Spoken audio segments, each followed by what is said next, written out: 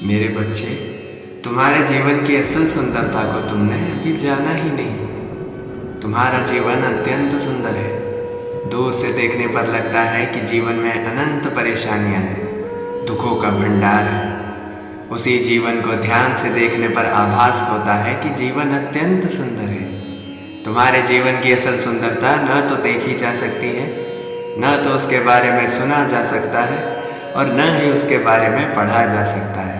उस सुंदरता को केवल और केवल जिया जा सकता है। तुम्हारे जीवन का कोई भी हिस्सा या घटना उसकी असल सुंदरता नहीं है। तुम्हारे जीवन की असल सुंदरता जीवन स्वयं है। जीवन को उसकी संपूर्णता में जी लेना ही उसकी असल सुंदरता है। जीवन को बांटकर छोटे छोटे टुकड़ों में देखने पर तो जीवन की सुंदरता को जान पाना मुश्किल है।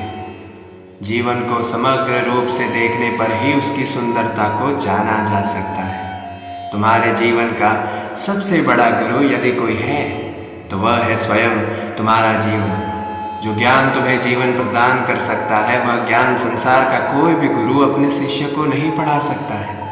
तुम्हारे जीवन के अंदर वह सारे गुण हैं जो एक प्रतिभाशाली गुरु में होने चाहिए। जीवन तुम्हें गलतियां करने की स्वतंत्रता प्रदान करता है, उन गलतियों का दंड और उनको सुधारने के मौके भी प्रदान करता है। जीवन को केवल पीछे मुड़कर ही समझा जा सकता है, लेकिन जीवन को जिया केवल आगे बढ़कर ही जा सकता है। तुम्हें जीवन में सदैव आगे बढ़ते रहना चाहिए, क्योंकि इसके सिवाय जीने का कोई और मार्ग नहीं है।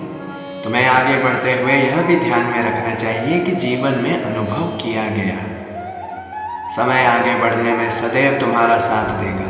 तुम्हें जीवन में आगे बढ़ते रहना चाहिए, लेकिन इसके साथ ही साथ जीवन के पीछे के अनुभवों से सीखते भी रहना चाहिए।